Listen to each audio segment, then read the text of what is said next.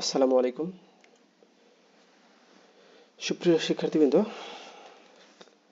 আজকে সপ্তম শ্রেণীর ইংলিশ ফার্স্ট পেপারের unit 4 lesson 7 the home maker part 1 নিয়ে আলোচনা করব। তো এই যে আসলে হোম মেকার মানে যে বাড়ির যে গৃহিণীরা তাদের কথা বলা হইতেছে হোম মেকার। তো এইখানে এই গল্পটা আসলে একজন কার্পেন্টার, এই যে কার্পেন্টার মানে হচ্ছে কাঠমিস্ত্রি, তার স্ত্রী এবং দুই মেয়ে, তাদের নিয়ে এই সংসার। তো তিনি বাড়িতে একদিন কাজ পায় না, তো বাড়িতে এসে রেগে তার স্ত্রীর খাবার দাওয়া দিয়ে রয়েছে দেখে রাগারাগি করছে। তখন স্ত্রী বলছে, আমি কিন্তু সংসারে আমিও ব্যাপক একটা ভূমিকা রাখি, আমি রান্না করি, আমি কাপড় কাচি, ছেলে মেয়েদের পড়ালেখা বা তাদেরকে মানে দেখাশোনা করি, এগুলো আমার কাজ, আমিও পরিবারে একটা গুরুত্বপূর্ণ অবদান রাখি। তো এই বিষয়গুলো নিয়ে এখানে আলোচনা করা হয়েছে। তো এই যে দেখো এখানে হাস্কিং, ধান কি করতেছে, ফসল মারাই করতেছে, তারপর হচ্ছে এখানে তো মানে ধান কোলা দিয়ে ধান পরিষ্কার করতেছে, তার মেয়েরা খেলতেছে, এগুলো আর কি। তো এখন যে এই কাজটা আমরা পড়বো, এই প্যাসেজটা পড়লে বুঝতে পারবো আসলে প্যাসেজটা কি নিয়ে বলছে বা কি বোঝাতে চাচ্ছে। তো আমরা প্যাসেজটার প্রত্যেকটা লাইন বাই লাইন বোঝার চেষ্টা করি, যদিও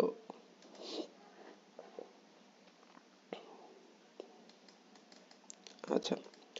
তো এটা আমরা একটু বোঝার চেষ্টা করি। দেখো, Mrs Nazma and mister Joynal Ali live in a small village with their daughters. Mitu is 7 and Nitu is 5. আচ্ছা, Mrs Nazma and mister Joynul Ali, তারা এই যে লিভ বাস করে। তো এই যে তারা যেহেতু প্লুরাল, দুজন মিলে, মিসেস নাজমা আর মিস্টার জয়নাল দুজন মিলে এখানে প্লুরাল, তো এই জন্য ভার্বের শেষে এস বা এস হয় না, প্রেজেন্ট ইনডিফিনিট টেন্স আছে। সাবজেক্ট আর হচ্ছে ভার্বের present form, present indefinite tense. তারা বাস করে, বাংলার দিকে একটু লক্ষ্য রাখো যে করে, বর্তমানে তারা বাড়িতে তারা বাস করে। In a small village, in a small village একটা ছোট্ট গ্রামে, উইথ দেয়ার ডটার্স তাদের ডটার্স মানে এখানে মেয়েদেরকে নিয়ে বাস করে। তো এই যে এখানে কমা দিয়ে কি বুঝাইছে, যে এই যে মেয়েদেরকে সম্পর্কে পরিচয় করা দিচ্ছে। মিতু, একটার নাম মিতু, এর বয়স কত, 7। তো একটার নাম মিতু, তার বয়স হচ্ছে 7। তো আরেকটার নাম হলো নিতু, এস 5। তো বড়টার নাম হচ্ছে মিতু, 7 বছরের, আর নিতু হচ্ছে 5 বছরের। Joynul is a carpenter, Joynul একজন কার্পেন্টার, হচ্ছে রাজমিস্ত্রি, কাঠমিস্ত্রি।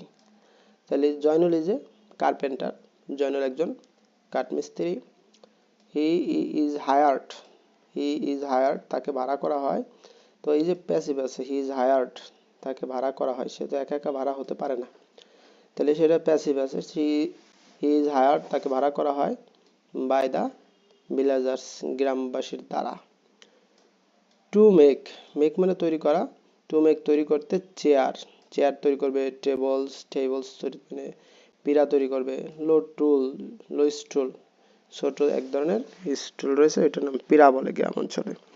তাহলে পীড়া, তারপর টেবিল, ফিরা, টেবিল, চেয়ার, এগুলা ফার্নিচার অ্যান্ড আদার টুলস, অন্যান্য ফার্নিচারও তৈরি করে।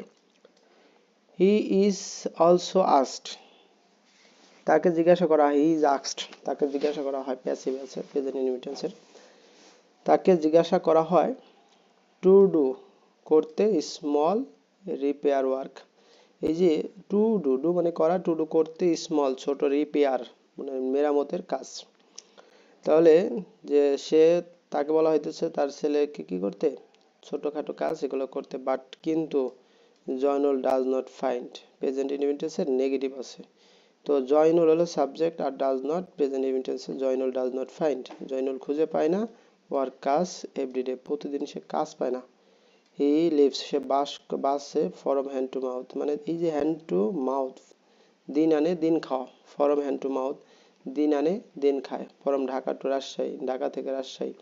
এই যে ফরম ডট ডট এর যে বিষয়টা আছে, এখান থেকে ওইখানে এরকম গ্রামাটিক্যাল রুলস রয়েছে।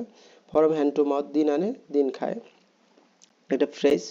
আবার যদি আমরা ফরমের নিয়মে আসি, যেমন ফরম ঢাকা টু রাজশাহী, ঢাকা থেকে রাজশাহী, এরকম।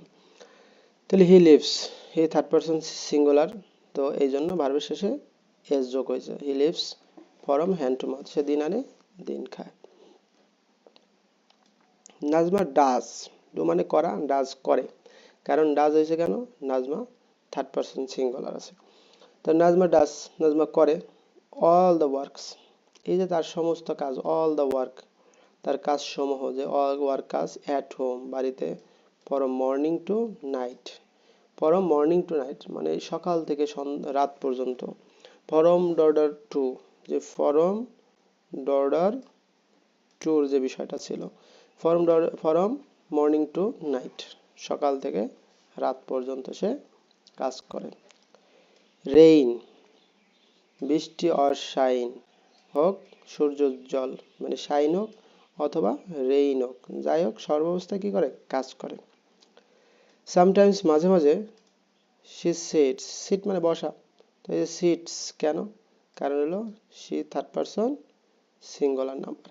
থার্ড পারসন সিঙ্গুলার হলে ভার্বের শেষে এস বাই এস যোগ হয়। শি সিটস, সে বসে, উইথ মিতু, মিতুর সাথে, অ্যান্ড নিতু, মিতু এবং নিতুকে নেবে বসে। অ্যান্ড শি টিচেস, এই যে শি কথাটা উজ্জ্বল আছে, শি টিচেস, সে শিক্ষা দেয়। She third person singular number, তাহলে শি টিচেস, সে শিক্ষা দেয়। কারণ হচ্ছে এই যে ইএস কেন হয়েছে, সিএস থাকার কারণে ইএস হয়েছে।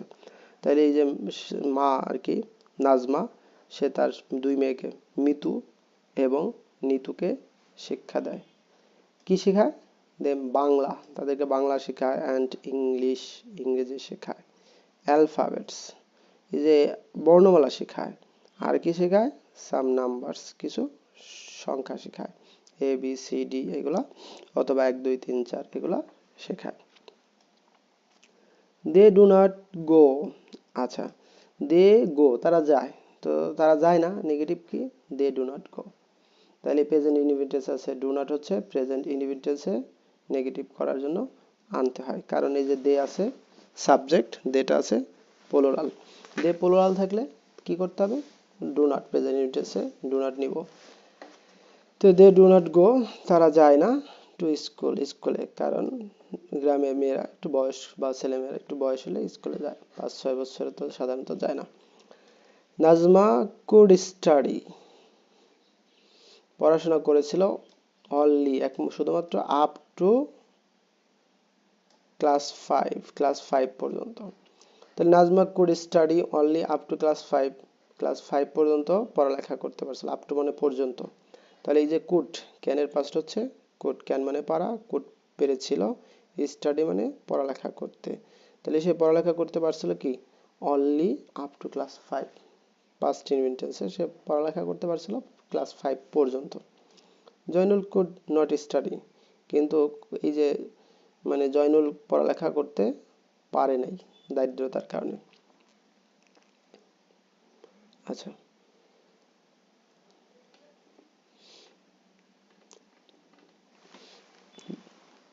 ধন্যবাদ সবাইকে এতক্ষণ সাথে থাকার জন্য।